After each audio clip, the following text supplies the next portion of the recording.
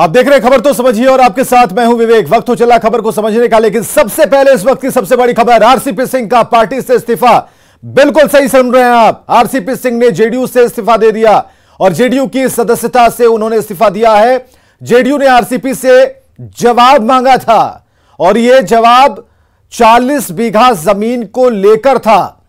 जवाब से पहले आरसीपी सिंह ने इस्तीफा दे दिया और उन्होंने कहा, क्या कहा यह हम आपको बता रहे हैं। आरसीपी ने कहा कि साजिश के तहत यह आरोप लगाए गए। आरसीपी ने नई पार्टी बनाने के संकेत दिए।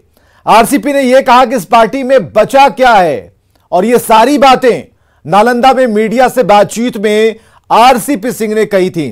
सुनिए। मैं सोचा कि भाई चलिए बहुत हो गया, अब मैं सीधे सीधे इस पार्टी की प्राथमिक सदस्यता से इस्तीफा आपके माध्यम से कर रहा हूँ। चिट्ठी में भी भेज दूँ। मैं बिल्कुल बताइए साहब, रामचंद्र बाबू मैंने बताइए, किसी की सीमा होती है ना जी। आप हमको पूछ सकते थे कि नहीं पूछ सकते। दो आदमी चिट्ठी भेज दिया, मार कर रहे हैं। कुछ तो पढ़ा करिए, और लागू सब पर होता है जी। तो मैं क्या ऐसे लोगों के साथ रहूँगा। और वैसे भी आप जरा देख लीजिए, ये तो बिल्कुल डूबता हुआ जहाज है। मैं तो अपने सब वर्करों से कहूँगा कि जहाँ काम होना है वहाँ चलो, अपने साथ रहो मजबूती से। क्या करोगे इन लोगों का झोला ढो करके? बताइए हमको काहे नहीं उम्मीद होगी। ये लोग बार बार बोल रहे हैं कि दो टर्म रह चुके। इनके पट्टियाँ तो सब दो टर्म से ज़्यादा वाला है। अपने कितना टर्म है लागू? सब पर टर्म होता है। इनके राष्ट्रीय अध्यक्ष कितना टर्म है? सब पर लागू होता है। आरसीपी सिंह पर 12 साल बना दी। क्या वो 12 साल का नहीं है जी? देखिए, हमने बताया ना कि सब चीज़ का इलाज है। ईर्षा डाह। तो बड़ी खबर हम आपको बता रहे हैं, आरसीपी सिंह का जेडीयू से इस्तीफा। इस वक्त की सबसे बड़ी खबर, आरसीपी ने नई पार्टी बनाने के संकेत दिए हैं। जो बातें अहम तौर पर उन्होंने कही, उसमें यह कहा कि अब यहां बचा ही क्या है। आरसीपी सिंह ने जेडीयू की सदस्यता से इस्तीफा दे ही दिया और जो जवाब जेडीयू की तरफ से मांगा गया था जमीन मामले को लेकर के, तो उस मामले के जवाब से पहले इस्तीफा आरसीपी सिंह ने दे दिया है और साजिश के तहत आरोप लगाए गए हैं। यह आरसीपी ने कहा कि उनके ऊपर जितने भी आरोप लगाए गए हैं, जो प्रदेश अध्यक्ष की तरफ से इंटरनल चिट्ठी आई है, आंतरिक चिट्ठी आई है, उसमें सिर्फ साजिश के तहत आरोप लगाए गए हैं और यही कारण है कि अब ऐसा लगता है कि इस्तीफा दे देना चाहिए। और यही बात उन्होंने प्रेस के सामने आकर कही, प्रेस कॉन्फ्रेंस की, सारी बातों को समझाया और यह जवाब देने से पहले, यानी कि जेडीयू प्रदेश अध्यक्ष को पार्टी में जमीन संबंधित जो सवाल पूछे गए थे, अकुत संपत्ति के बारे में जो सवाल पूछे गए थे, उस बारे में जवाब देने से पहले इस्तीफा सौंप दिया है। तो आरसीपी ने नई पार्टी बनाने के संकेत दिए हैं। संकेत इस बात को लेकर आप देख पाएंगे कि उन्होंने कहा कि वहां बचा क्या है और सभी से मैं कहना चाहूंगा कि कहीं और जाकर काम करें। जेडीयू के प्रदेश अध्यक्ष उमेश कुशवाहा ने आरसीपी सिंह को चिट्ठी लिखकर नालंदा के 2 ब्लॉक में 40 बीघा जमीन की खरीद को लेकर जवाब मांगा था, जिसका जवाब देने से पहले आरसीपी ने एक लाइन में उमेश कुशवाहा को अपना इस्तीफा भेज दिया। देखिए एक लाइन में आरसीपी ने क्या लिखा। प्रदेश अध्यक्ष जनता दल यू, मैं रामचंद्र प्रसाद सिंह जनता दल यू की प्राथमिक सदस्यता से त्यागपत्र देता हूं। रामचंद्र प्रसाद सिंह पूर्व राष्ट्रीय अध्यक्ष जनता दल यूनाइटेड, और तारीख आज की 6/8/2022 8:30 पर मुस्तफापुर नालंदा। तो यह बातें उन्होंने अपनी चिट्ठी में लिखी। एक लाइन, सीधी लाइन आरसीपी ने लिखी कि मैं इस्तीफा दे रहा हूं, बस इसके अलावा कुछ भी नहीं।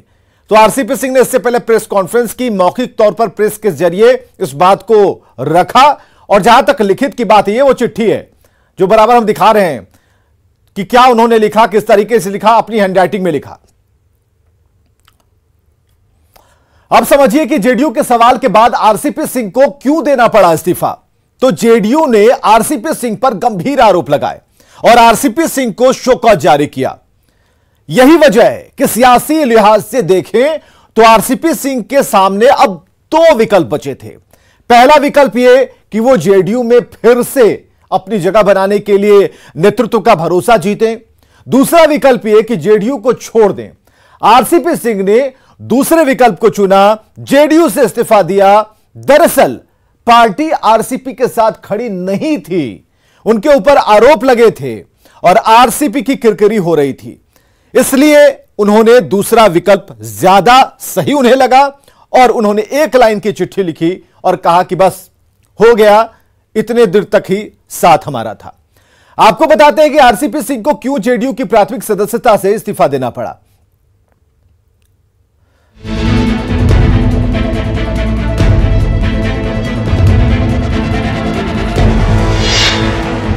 और दूसरा एक्शन लेना होगा तो एक्शन लिया जाएगा, लेकिन एक्शन में जो आप बता रहे हैं वो अभी हो ही सकता है, इसमें क्या दिक्कत है। कभी जेडीयू में नंबर 2 की हैसियत रखने वाले आरसीपी सिंह नीतीश कुमार के दाहिने हाथ माने जाते थे। आज आरसीपी सिंह पर गंभीर सवाल है। सवाल जेडीयू में रहते अकूत संपत्ति अर्जित करने का, सवाल संपत्ति की जानकारी को छुपाने का, और ये आरोप किसी और ने नहीं बल्कि खुद जेडीयू की तरफ से लगाए गए हैं। हम लोग भ्रष्टाचार से इसको भी समझौता नहीं करते हैं। जो कुछ भी है वो सब हम लोग पार्टी के अंदरूनी मामला है, उस पर हम लोग जानकारी ले रहे हैं। जेडीयू ने पार्टी के पूर्व राष्ट्रीय अध्यक्ष शो कॉज नोटिस भेजा है। नालंदा जिले के प्रखंड अध्यक्ष के आरोप पर प्रदेश अध्यक्ष उमेश कुशवाहा ने आरसीपी सिंह को नोटिस जारी कर दिया है। आरसीपी सिंह पर साल 2013 से 2022 के बीच अकूत संपत्ति की रजिस्ट्री कराने का आरोप है कि नालंदा जिले के 2 प्रखंडों में इस दौरान आरसीपी सिंह और उनके परिजनों ने करीब 40 बीघा जमीन खरीदी है। साथ ही दान में भी जमीन की लेन देन की है। यही नहीं, जेडीयू ने आरसीपी सिंह पर उनकी पत्नी के नाम में हेर फेर कर जमीन खरीदने का भी आरोप लगाया है। आरोप है कि उन्होंने इन संपत्तियों का जिक्र अपने चुनावी हलफनामे में भी नहीं किया। मुख्यमंत्री जी की बदनामी न हो, इसी कारण से हम लोग खुलासा किए हैं, क्योंकि इनके कारण मुख्यमंत्री जी की बदनामी हो रही थी, मुख्यमंत्री जी का भनक नहीं लग रहा था। सर, अगर जानकारी मिलती है और अगर संतोषजनक जवाब नहीं रहता तो क्या ईओ जैसी एजेंसियां अपना काम करेगी? देखिए, वो तो जब अंतिम रूप से और दूसरा एक्शन लेना होगा तो एक्शन लिया जाएगा, लेकिन एक्शन में जो आप बता रहे हैं वो अभी हो ही सकता है, इसमें क्या दिक्कत है। कभी नीतीश कुमार के हनुमान माने जाने वाले आरसीपी आज में बेगाने हो चुके हैं। पहले उनकी राज्यसभा की सदस्यता गई, उसके बाद केंद्रीय मंत्री की कुर्सी, फिर बंगला खाली कराया गया और अब अकुत संपत्ति जमा करने का आरोप। न्यूज़ 18 के लिए पटना से आनंद अमृतराज और नालंदा से अभिषेक कुमार के साथ ब्यूरो रिपोर्ट। खबर समझिए कि आरसीपी सिंह कभी नीतीश कुमार के बहुत ही करीब थे, लेकिन केंद्र में मंत्री बनने के बाद दूरियां बढ़ती चली गईं और वजह यही है कि पार्टी ने आरसीपी सिंह को राज्यसभा नहीं भेजा, जिसकी वजह से आरसीपी सिंह को केंद्रीय इस्पात मंत्री के पद से इस्तीफा देना पड़ा।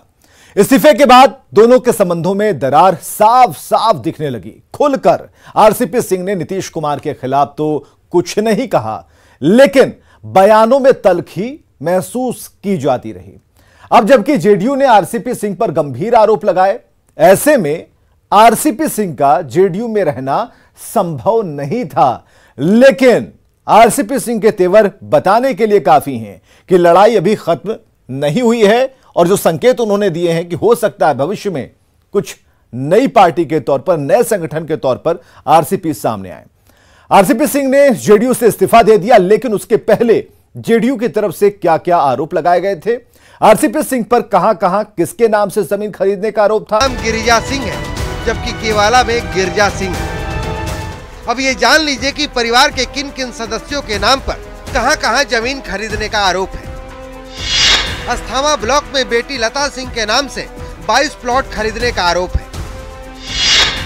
इस्लामपुर ब्लॉक में बेटी लता सिंह के नाम से 2 प्लॉट खरीदने का आरोप है। बेटी लिपि सिंह के नाम से इस्लामपुर ब्लॉक में 10 प्लॉट खरीदने का आरोप है।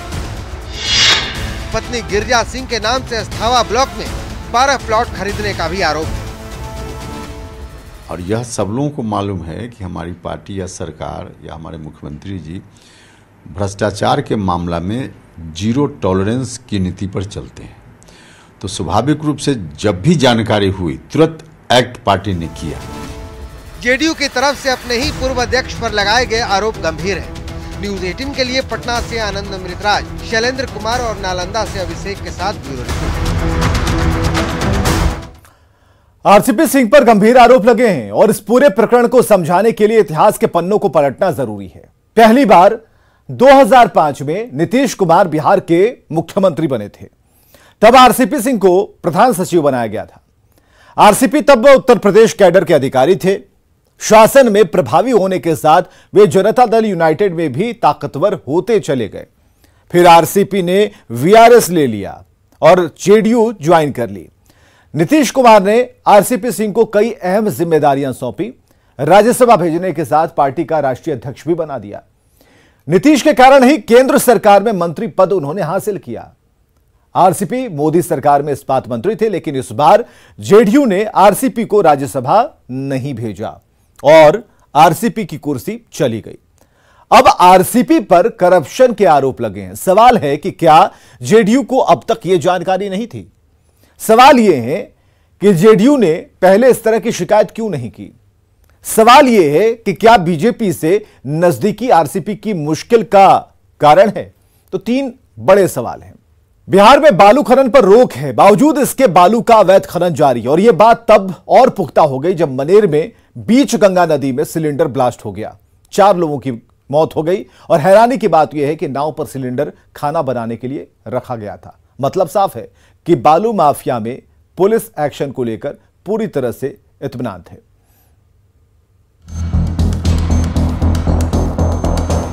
चारों तरफ पानी है और बीच में आग की लपटें हैं। गंगा नदी की धार के बीच आग धधक रही है। आग की ये लपटें धमाके के बाद उठी हैं।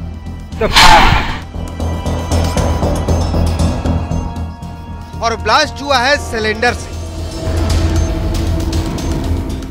मनेर थाना के रामपुर के पतीला घाट पर नाव पर सवार कुछ मजदूर खाना बना रहे थे। नाव बीच गंगा नदी में थी। अचानक सिलेंडर में आग लगी और सिलेंडर ब्लास्ट कर गया।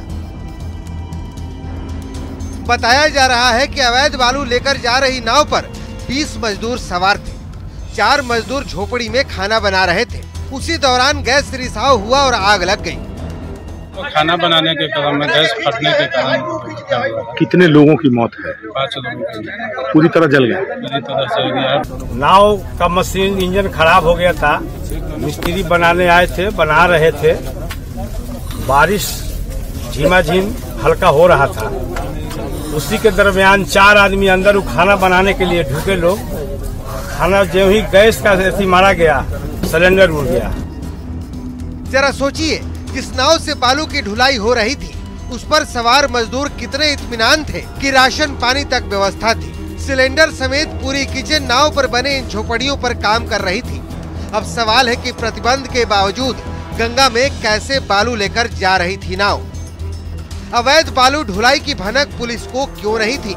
हमने आपको 2 दिन पहले पटना से महज 20 किलोमीटर दूर हाजीपुर में पीले सोने के काला कारोबार की तस्वीर दिखाई थी, जब 50 नाव, सैकड़ों ट्रैक्टर और हजारों मजदूर बालू खोदते हुए दिखाई दिए थे।